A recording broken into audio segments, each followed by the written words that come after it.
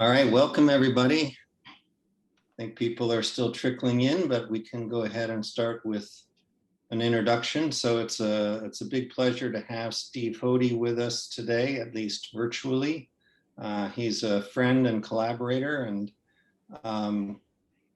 great to be seeing him again and to have him for today's lecture. Dr. Hodi is director of the Melanoma Center and the Center for Immuno-Oncology at the Dana-Farber and Brigham and Women's Cancer Center. He is the Sharon Crowley Martin Chair in Melanoma at the Dana-Farber and a professor of medicine at Harvard Med School. Steve completed his postdoctoral training in internal medicine at the Hospital of the University of Pennsylvania and did medical oncology training at the Dana-Farber, where he then joined the faculty back in 1998. He is known, I'm sure, to all of you, especially for the seminal study proving the survival benefit of ipilimumab in melanoma therapy, and has gone on from there to do research on gene therapy, development of immune therapies, and lots of first-in-human studies for malignant melanoma. So big honor to have him here today, and the title of his talk, Rational Combinational Approaches with Immune Checkpoint Blockade for the Treatment of Cancer. So welcome, Steve. Thank you very much, Holden. Let me try to share my screen here.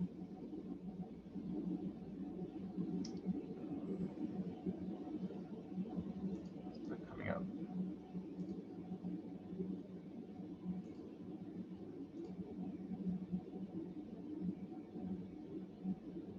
Here we go.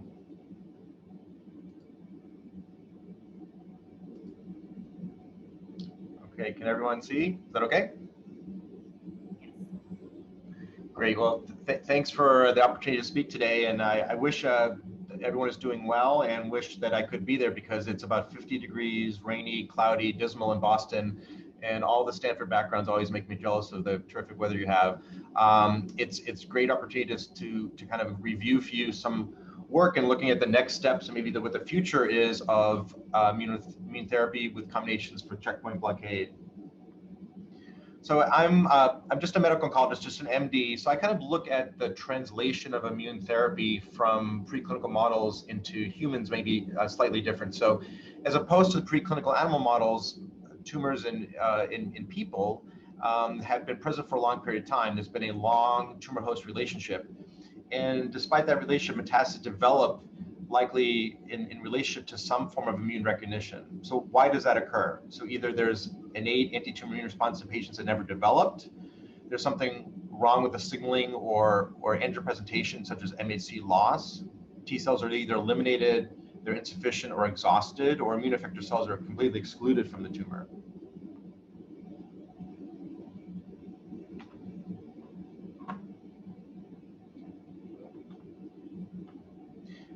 So in the beginning, anti-CTLA-4 or ipilimumab kind of was a first example of taking the brakes off the immune system. Just to very briefly make sure everyone has the same background for the immune therapies. This is the long-term survival benefit for patients who receive IPI. I'm using melanoma as an example. I'm a melanoma doc, and kind of these drugs were first developed in melanoma.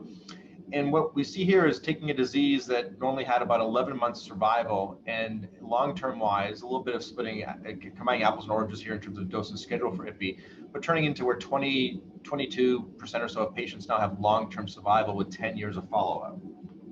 And moving right ahead to anti-PD-1, this is nivolumab, 5 years survival in melanoma.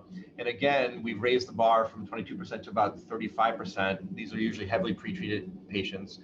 Of note, in the previous curve and in this curve, there does seem to be an inflection point around 2.5 to 3 years, and then a flattening of these curves, suggesting that if patients can survive that long, that they have a potential for long-term benefit, and kind of really suggests what's happening in the biology in the relationship between the immune system and the host at that point. So moving on for combinations, the combination of nivolumab plus ipilimumab, so anti-PD-1 plus anti-CTLA-4, in this trial, which was not designed to compare the combination to nivo alone, but was really designed to combine the combination to ipi alone and nivo to ipi.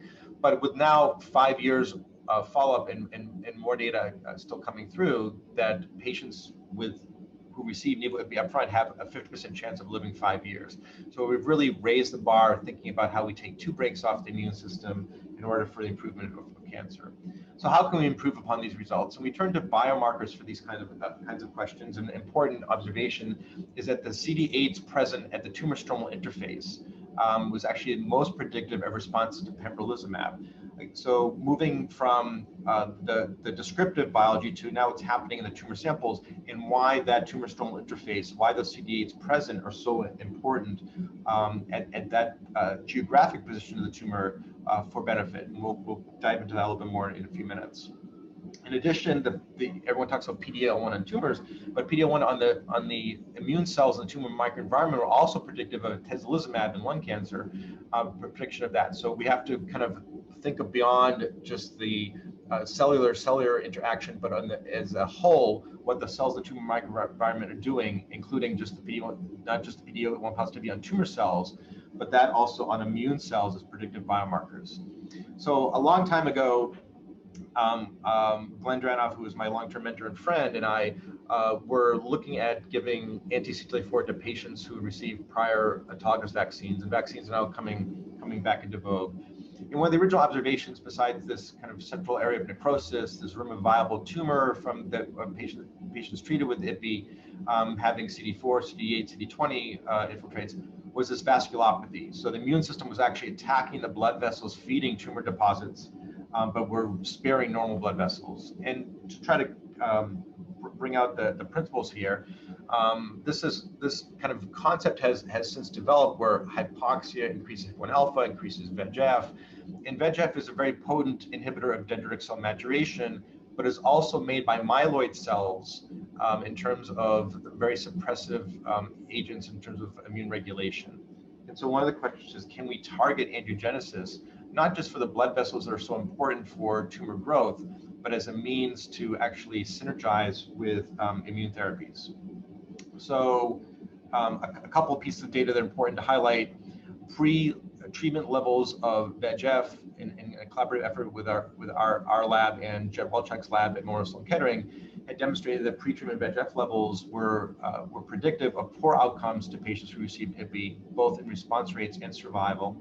And other work, not only the dendritic cell maturation, but T cell trafficking by George Kokos and others, by Rakesh Jain, had really demonstrated that when you block VEGF, you can get immune cells to cross endothelium into tissues, specifically into tumors in preclinical animal models. So we did the first combination of anti-CTLA-4 plus bevacizumab, anti-VEGF, and here demonstrating that in the pre-treatment, while a patient has this liver metastasis that lights up by PET scan, that liver metastasis is still there, but the PET scan becomes cold. It takes a while for that to regress, so these things take time. And with this combination, while the response rates to IPI alone was about 10%, we did have response rates of about 35%, and many patients, about half, living long-term with that. What was the basis for further investigation? Importantly, to summarize this, as it leads to a number of important clinical trials, is the pathology is key for us understanding what's going on in the tumor microenvironment. So some key points here is that the pre-treatment trial here of ipilimumab plus bevacizumab versus the on-treatment samples, and then comparing them to some patients who received IPI alone on-treatment samples, demonstrated that the patients who received the combination had changed the blood vessel morphology, here depicted by CD31 positive cells, where the blood vessels become plump, the cells become columnar, and they actually appear not only physically, morphologically activated, but biochemically activated with upregulation of E-selectin and other molecules that are involved with lymphocyte trafficking. And this was not really seen on patients who received IPI alone, that's depicted on the right. In the middle, you can see some examples of these blood vessels that are very plump, that are completely surrounded by lymphocytes with lots of E-selectin activation that's in the insert here. So it appears that bevacizumab changes the activation state of these blood vessels, almost appearing like high endothelial venules that may be more permissive of lymphocytes trafficking across them. In addition, the presence of bevacizumab also increases other adhesion molecules depicted here by VCAM and ICAM that may also be contributing to the ease of lymphocytes to traffic from the blood into the tumor tissues.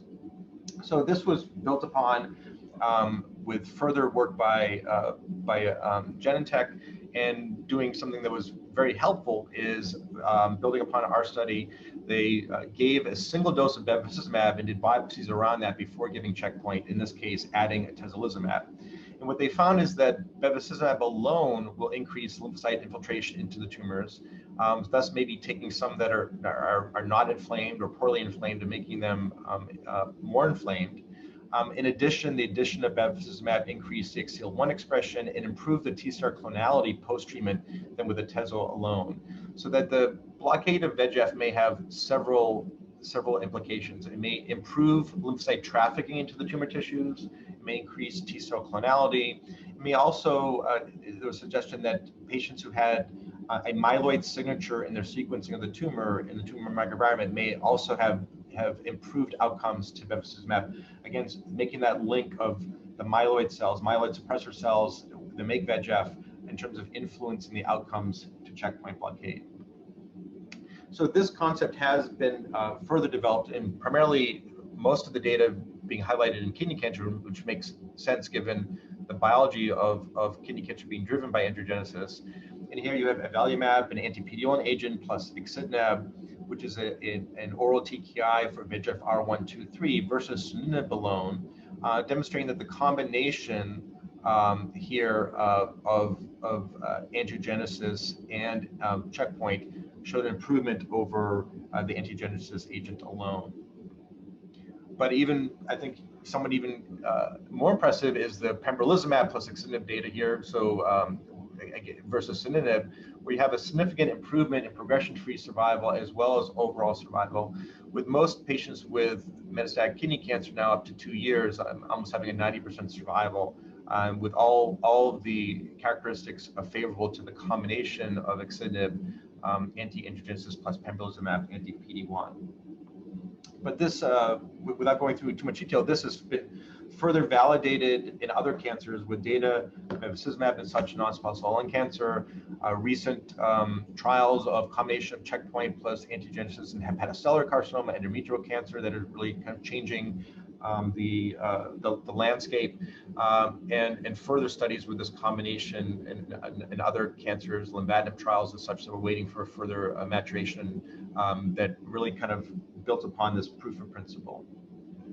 So moving forward to try to understand further this, there was some early laboratory work where we were interested in understanding the immune responses in patients who received the combination therapies. And we're able to isolate from patients not only their melanoma cells, but their endothelial cells, some mesenchymal stem cells from the tumor microenvironment.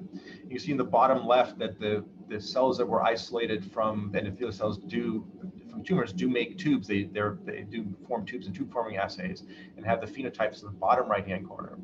And before and after treatment with combination of angiogenesis and checkpoint, you can see that simple Western blots or immunoblots here, that patients' serum post-treatment will either recognize new proteins that were not recognized pre-treatment, or had an increase in their titers, their recognition of proteins as a function of treatment. Interestingly, highlighted by the endothelial cells in the tumors of this happening, particularly in endothelial cells seen in both patient 8 and patient 6 here, particularly more highlighted on the right in patient 6. So it suggested that this treatment was actually causing the immune system to recognize aspects of endothelium within the tumor microenvironment. So after doing serological screens, seeing expression libraries, one of the targets that was routinely found in many patients that they developed high titer antibodies to was angiopoietin-2. And so we were interested in looking at another angiogenic factor, angiopoietin-2, further beyond the VEGF story, to understand if there could be other angiogenic factors that could have synergistic or play roles with immune therapy. So angiopoietin-2 is involved with angiogenesis through sprouting and endothelial migration. It's involved with the assembling and disassembling of the endothelial lining, particularly the parasites lining around the endothelium. Ang2 has been described to be part of resistance to bevacizumab, and again, making the tie between myeloid biology, angiogenesis, and immune regulation. Ang2 signals through the receptor Tie2, which is not only found on endothelium, but is also found on tumor-infiltrating macrophages as part of the suppressive network, again, making this connection. And what we found is that angiopoietin-2 levels were associated with clinical outcomes. So patients who had rising Ang2 levels of function treatment did much worse. Those that had decreasing or level of Ang2 did much better to the combination therapies. And as always, there's an exception to the rule on the right here, where a patient had a marked increase in antibody titers, but had a partial response over time eventually developed, that this patient also had very high titers of antibodies to angiopoietin-2 in addition to rising levels. So there might be association with some functional characteristics that we have interest in. Patients' antibody titers do go up as a function of treatment, as depicted here. For many different treatments, we've looked at patients not only with combining with bevacizumab, but PD-1 alone, Nivo, Ipi. Many patients have increasing antibody titers, and if you believe the immune system is smart, then it's trying to recognize something on the endothelium potentially in the tumor microenvironment.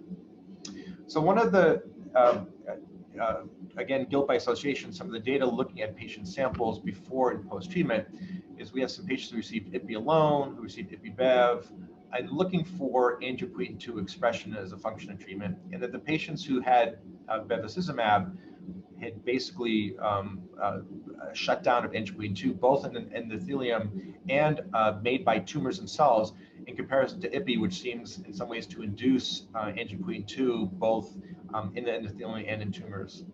We try to make a correlation for the myeloid cells because, as I mentioned, Tie2 signaling from angiopoietin-2 is Tie2 receptor signaling on macrophages, and looking at CD163, which can be a marker for suppressive macrophages in the tumor microenvironment, and did see in relatively small numbers, but an association for the level of angiopoietin-2 in the tumor microenvironment by the tumor or by the endothelium, that they did seem to correlate with these CD163 cells, at least suggesting that potentially the level of angiopoietin-2 in the tumor microenvironment may be associated with the attractiveness or with the expression and regulation by CD163 positive myeloid cells. Again, trying to make that connection between the immune system myeloid cells and immune regulation.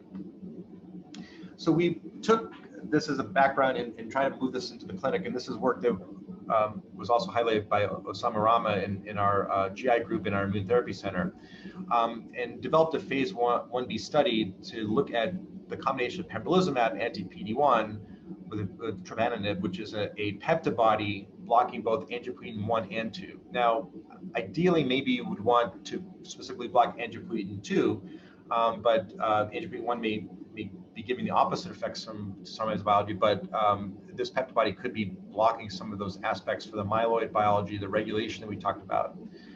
The study, we're going to focus on one cohort, enrolled 17 microsatellite stable colorectal cancer patients as a dose expansion. All of them were heavily pretreated with a median of 2.6 years since their diagnosis. There were no DLTs associated with this combination, and 30 milligram per kilogram of the tremelimumab was decided to be the MTD when combined with pembro. Most common adverse events were abdominal distension, diarrhea, some swelling, so there's some third spacing that can happen when you target angiopoietins, some liver function test abnormalities, proteinuria, and some level low grade were reported in about 40% of patients treated.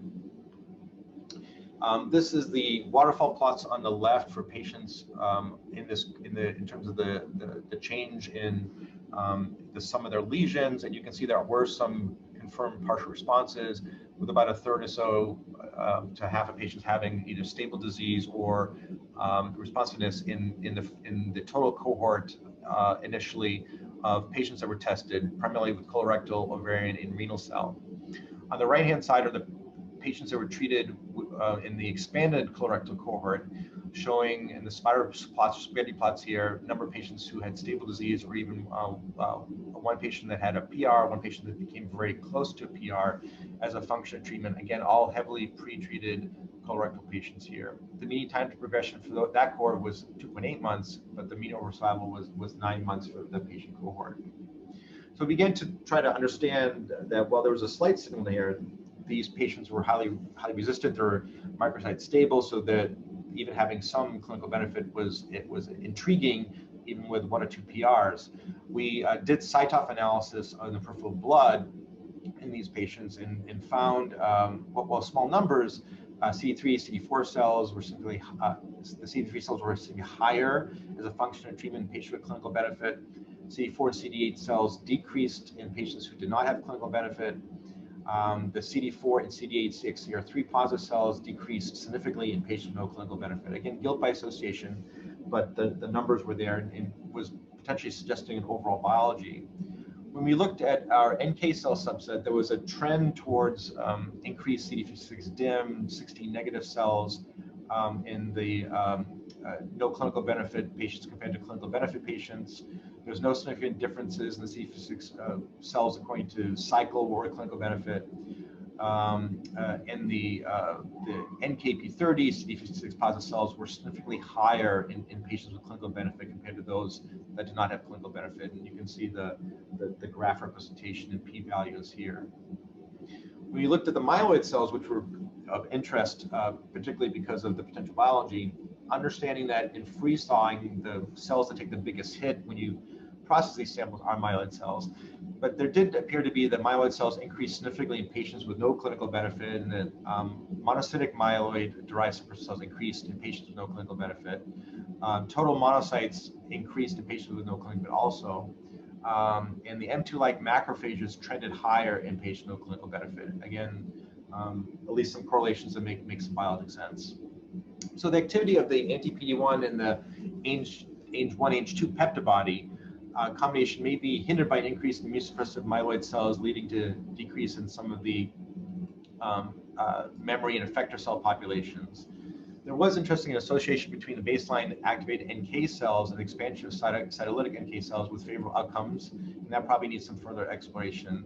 And the current study is exploring another expansion cohort of 25 patients to try to see if there's further signal in this patient population with an unmet need.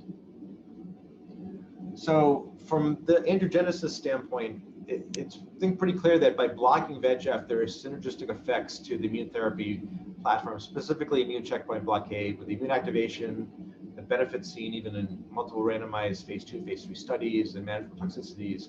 But there may be a role for other angiogenic factors, including, I'm suggesting angiopoietin-2, given its biology, its prognostic predictive aspects, the aspects of angiopoietin-2 both in the serum and in tissues, and the fact that anti-VEGF, specifically bevacizumab, may reduce Ang2 expression in tumor-associated endothelial cells by blocking VEGF-induced Ang2 expression. So Ang2 could be another mechanism for resistance to immune checkpoint therapy that would need further clinical investigation and validation. So with all that we explained, I want to focus on a few other translational areas. And one is the side effects from immune therapies, particularly Nivo plus Ipi, and the 50% having high grades of adverse events. And is there any way that we can potentially improve the therapeutic index of treatment? And want to bring back, as we introduce possible combinations, the notion of combining with cytokines. So to remind you, the original work by Jim Allison and colleagues had demonstrated the benefit for blocking CTLA-4 in preclinical animal models, but that was really highlighted when CTLA-4 blockade was administered in conjunction with a GM-CSF secreting tumor cell vaccine in the B16 Black 6 murine model. And there was initial clinical experience when I was working with Glenn Dranoff on autologous GVACs or GM-CSF secreting cell vaccines, suggesting that there could be synergy with immune checkpoint. But there's also been concern that the cytokine GM-CSF may induce negative regulatory immune responses or actually induce regulatory cells, antigen-specific cells. So the question was really what the role is for a cytokine for immune therapy, given its importance in bringing out the biology of checkpoint blockade originally and its clinical use in multiple trials and indications. So we performed a cooperative group trial that randomized patients received ipilimumab. Now note this is 10 mg per kg, it's not the approved dose, plus maintenance, but combined it with systemic GM-CSF, also known as sargramostim, with half the patients getting this combination and half the patients getting ipi alone. And of interest, these are the curves. There was no difference in progression-free survival, but there was a difference in overall survival that benefited the combination arm with sargramostim. And interestingly, this is also similar to CPSL-T seen in prostate cancer, which was a dendritic cell vaccine that included GM as part of its vector, that there was no difference in progression-free survival, but there was an overall survival benefit. We'll discuss this more in a moment. But in this trial, the addition of GM-CSF did improve survival. In addition, in most things in oncology, when you combine or add drugs, you usually worry about increasing side effects. Here, the patients who received the combination of IPI plus GM-CSF actually had less high-grade adverse events and specifically less grade 5 or treatment-related deaths in the combination than with IPI alone.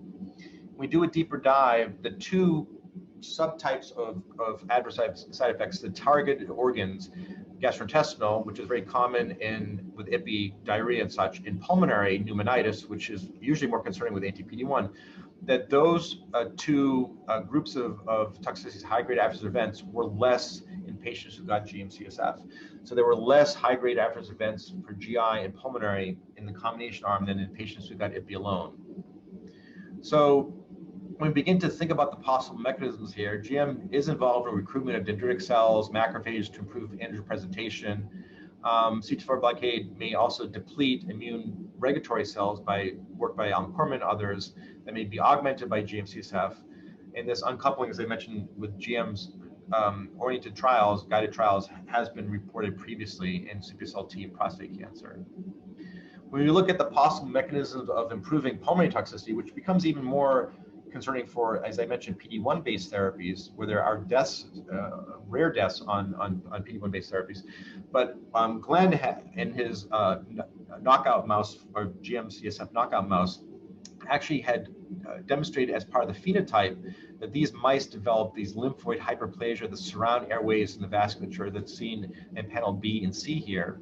So this develops in young mice and is a result of the knocking out of the GM gene. In addition, the possible improvement in GI or diarrhea, specifically colitis side effects, that GM has been involved in mucosal homeostasis and promotes GI mucosal healing.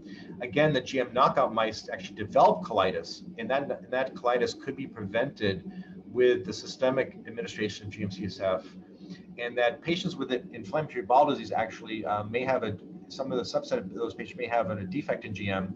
GM has been given to patients and have shown benefits in a subset of patients with Crohn's disease.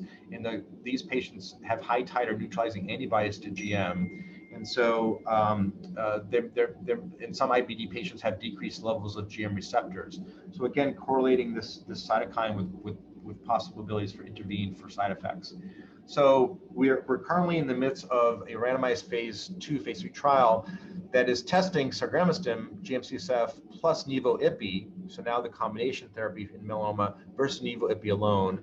It's now in its phase 3 portion. Overall survival is the primary endpoint, as well as relapse-free survival. But a major endpoint also is whether GM can decrease the toxicities to nivo-IPI. And this trial is ongoing through the Cropper group.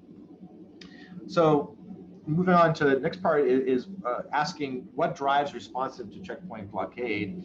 And this is work that was done in conjunction with Holden Maker, a long-term friend, colleague, and thank you, Holden, for your nice introduction again, where we began to look at Cytoff and trying to, with all the bloods that we collect from patients, looking at patients who were responders and non-responders to patients who received IPI, anti-CD4, and patients who received commercial pembrolizumab, anti-PD-1. You can see that this is summarizing months to years of working together and developing the Cytoff panels that have now become routine through Holden's important work and the Bisney plots that can be generated. And what we found is that there was differential frequencies of lymphocyte monocytes based on CD4 and anti-PD-1, specifically for patients who received anti-PD-1, there seemed to be less lymphocytes pre-treatment than in the responders. In addition, there were increase in monocytes in the responders. They received pembro than non-responders. Again, first set of data sets suggesting there's a biology. One of the biologic functions that fell out of all this that seems to be most intriguing is that the non-responders to anti-PD-1 demonstrated less CD69 MIP-1B NK cells, and other groups that subsequently have suggested this, and it really brings to light the possibility that could immune checkpoint blockade be doing something to innate immunity, to NK cells that could be seen in the peripheral blood, and NK cells are known to have PD-1 receptors on that. And so the role of the immune checkpoint on innate immunity, particularly NK cells, is an important area of continued investigation. And then finally, what is the tumor microenvironment factors that contribute to immune checkpoint blockade resistance or non-effectiveness? And a lot of areas of investigation are trying to understand quote unquote resistance to checkpoint blockade. So we talked about the presence or absence of CD8 infiltrate. There's lots of data showing that gamma interferon signature is important that drives PD-1. There are genomic potential reasons for resistance, such as beta-2 mutations that would prevent antigen machinery, and JAK mutations that would prevent interference signaling within tumors. These are, in reality, are small numbers and probably a minority of reasons, and there's probably a complexity as to why patients don't respond to immune checkpoint blockade.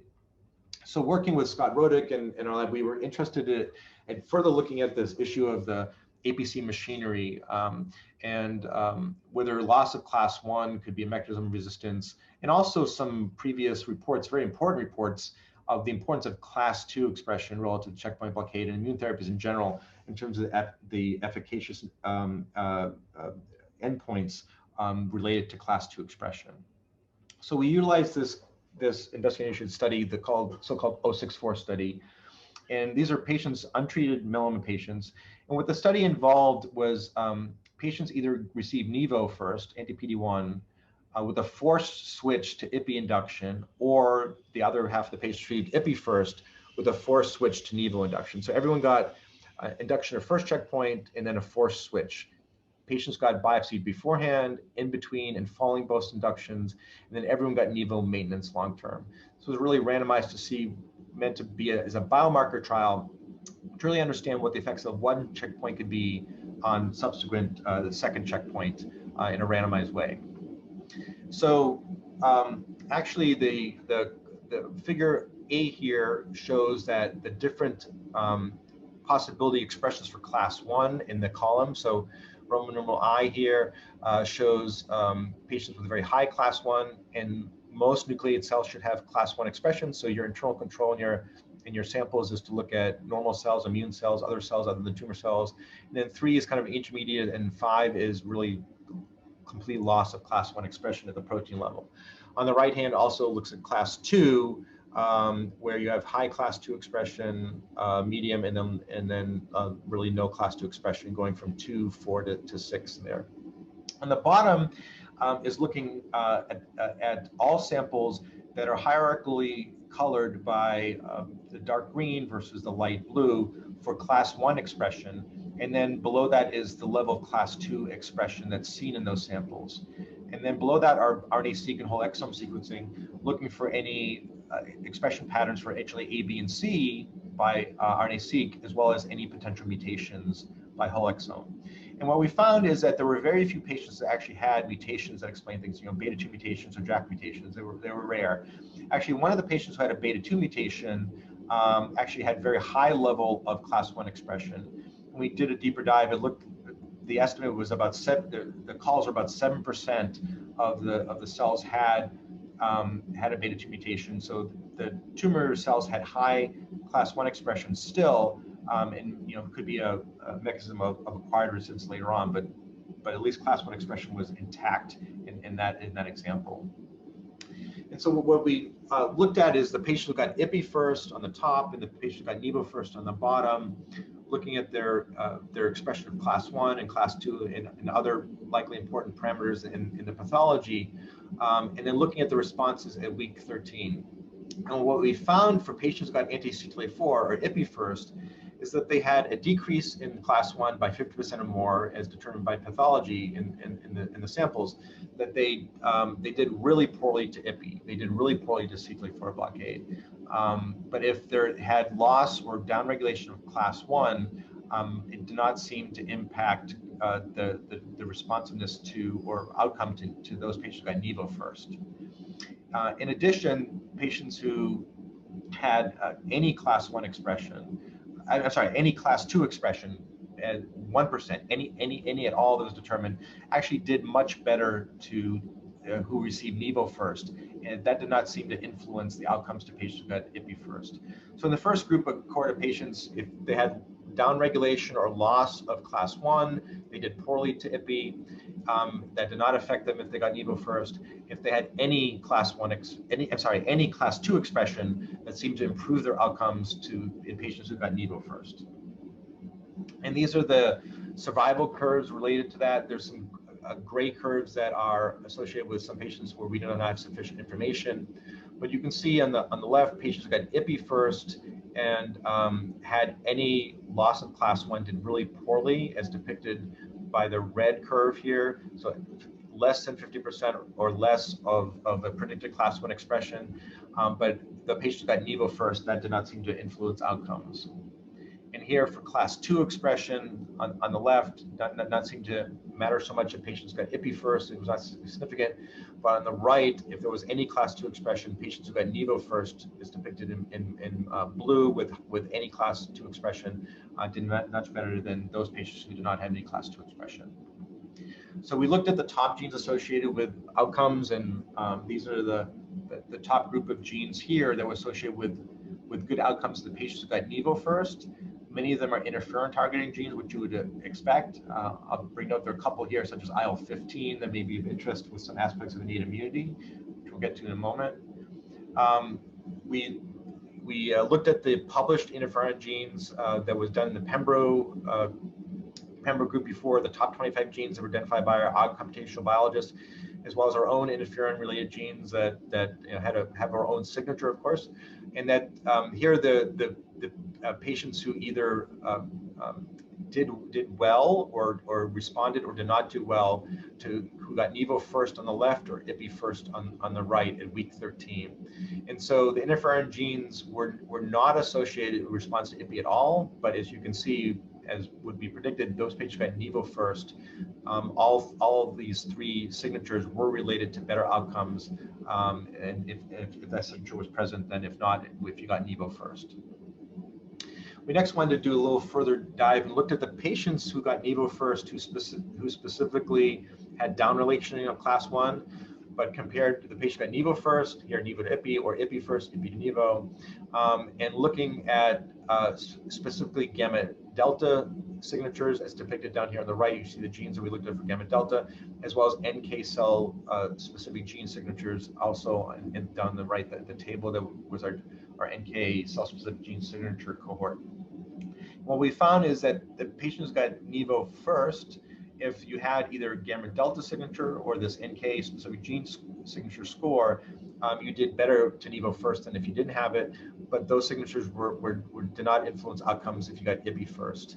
And also in the tumor microenvironment, some of those samples, we were able to find both gamma delta cells and NK cells in the tumor microenvironment in those patients who did well to Nivo but had low class 1. Those cells were present in the tumor microenvironment. We also found similarly that IL-15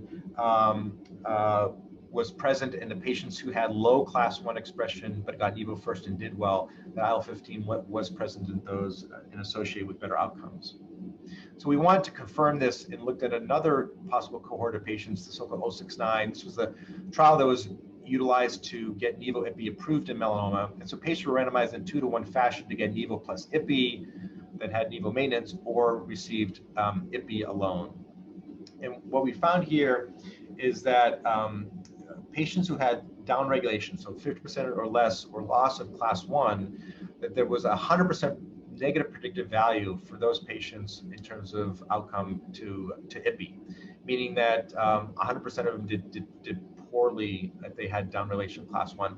That was not present in the Nivo IPI cohort. In addition, the class 2 had a trend towards events, but given that patients got Nivo IPI, and it wasn't Nivo alone, it wasn't IPI alone, it was harder to discern the class 2. Here are the curves. So expression of baseline class 1 expression was influenced in outcomes in the IPI cohort here, but was not really determined from Nivo IPI. They were getting combination. And again, class 2 expression may have had a slight trend, but was not significant in the combination need would be. But it does raise the question of whether class 1 expression should be a biomarker or negative predictive biomarker for those patients who get IPI-based therapies. So CTLA-4 blockade responses seem to be dependent on MHC class 1. PD-1 blockade was not entirely dependent on class 1, and PD-1 blockade responses were improved by any class 2 expression, 1% or more, and by having the previously described and also our own gamma interferon signatures. So we really would need to understand the spatial relationship of these immune cells and how they interact with antigen-presenting cells, better define the role for class 2 and the importance of CD4 cells, maybe a manufacturer of gamma interferon that's important to drive PD-1-based therapies, the potential role for innate immunity as looked at by our peripheral blood analysis of Cytok with Holden and with what's seen here in the pathology for those 064-069 studies, possible additional mechanisms to downregulate MHC, since they didn't seem to be driven by genomic mutations, whether there could be epigenetic or other regulatory factors that tumors utilize to control class 1 expression. Further role of cytokines, GM-CSF and others, angiogenic factor combinations, and really using these important reverse translational studies, basic mechanisms to guide further rational combination approaches in the future. So I present a lot of investigator-initiated studies, and it really takes an entire team to do the preclinical, run the trials, do the reverse translation studies, and just want to recognize all of these folks here and present you my disclosures, and happy to take any questions if possible. Thank you.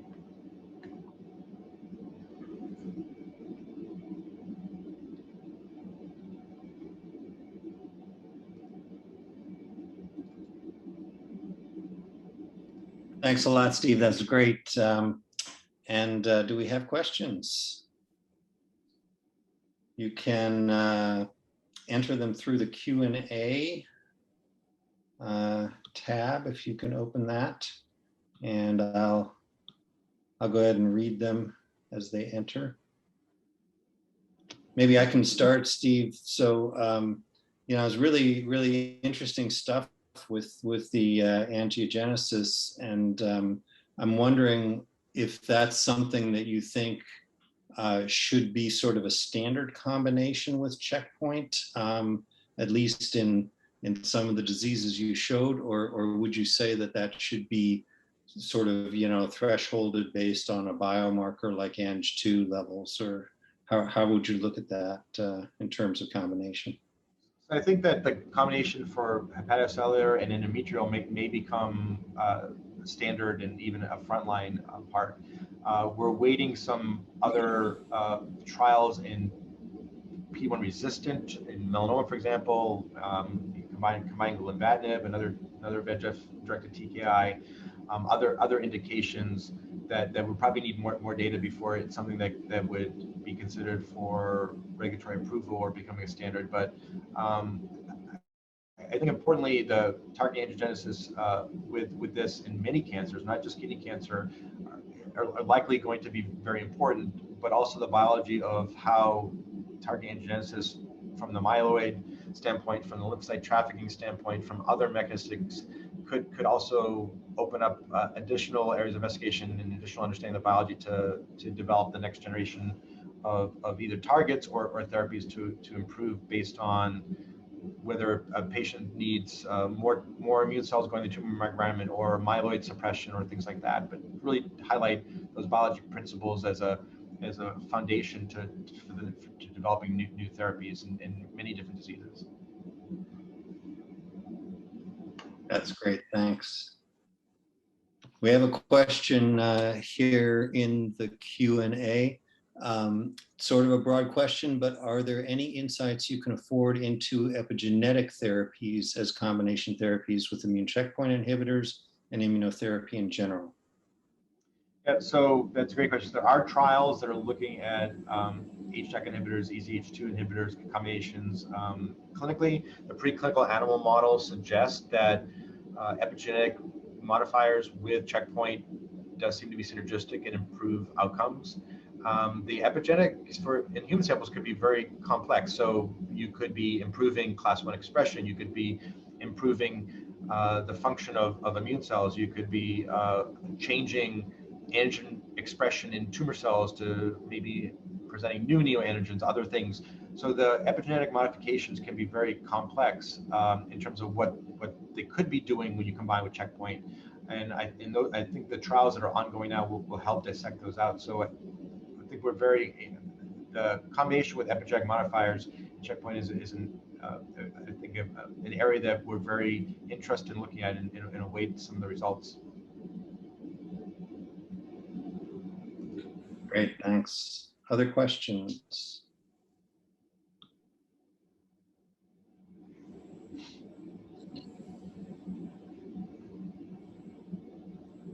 I see a raised hand.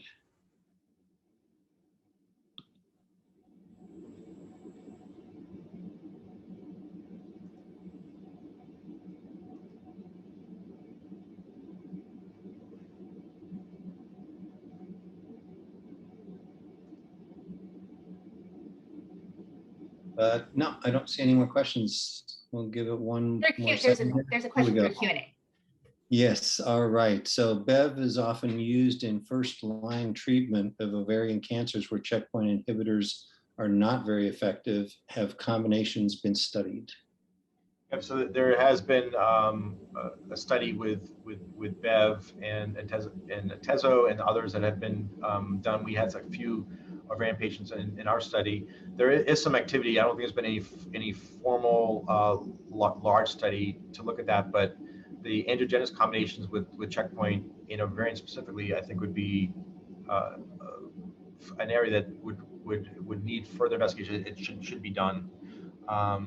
So it's a great question, and only a few smattering of studies have been done with some signal, but I think more would need to be investigated. Maybe enriching some patient populations based on a biomarker could also help. Sounds good.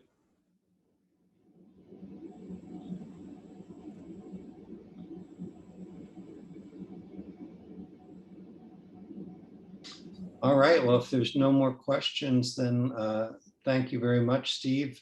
I see one more. Okay, great. There are an endless number of combinations being pursued or could be pursued. How does one manage this and highlight the best combos to try? It's kind of a question probably on everyone's mind.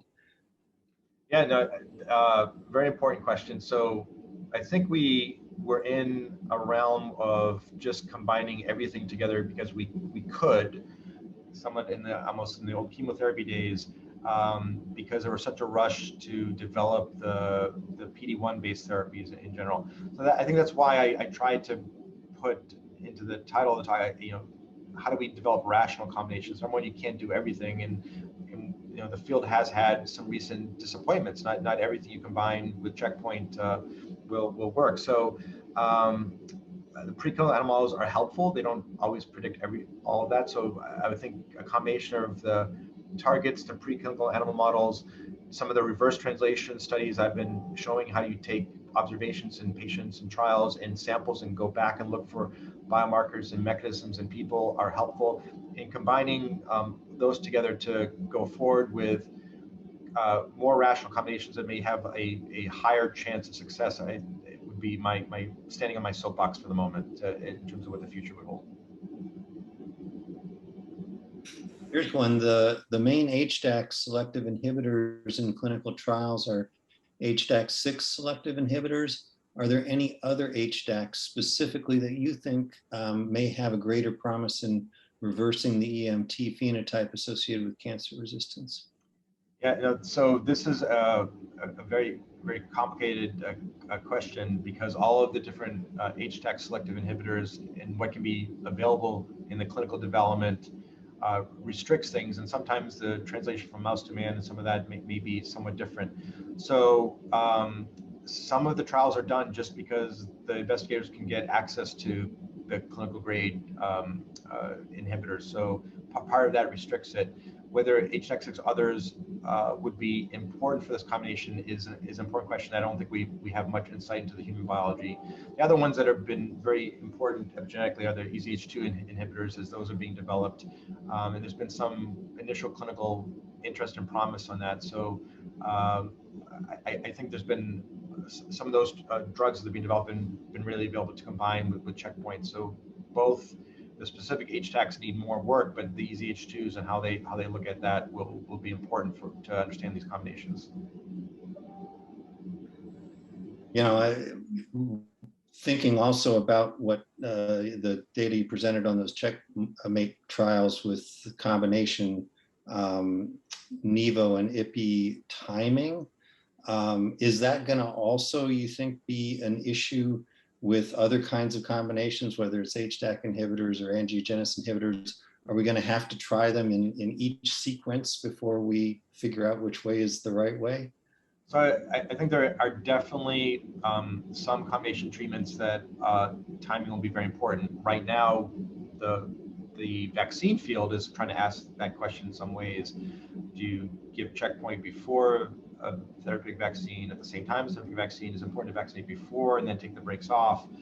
That as one example, but also with the 064 study I had shown you, it was, if you look at the original clinical results, the patients that got Nivo first did better, and you can say, well, maybe it's just a better responsiveness, better control of disease and such.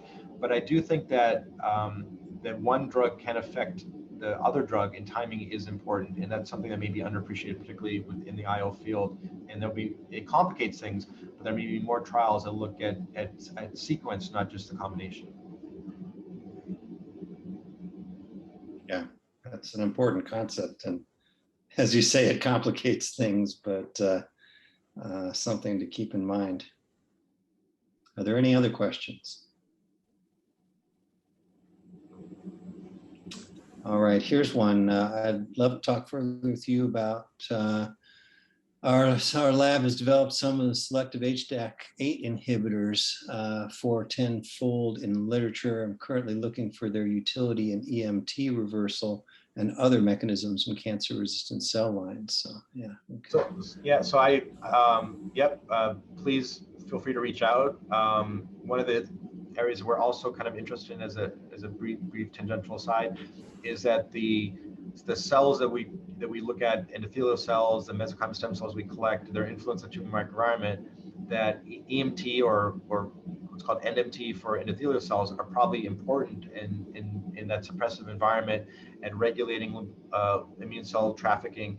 And so we're looking at angiogenic factors, but there's no reason that epigenetic factors are likely influencing that also. So be happy to touch base anytime if interested. Sure. Sounds good.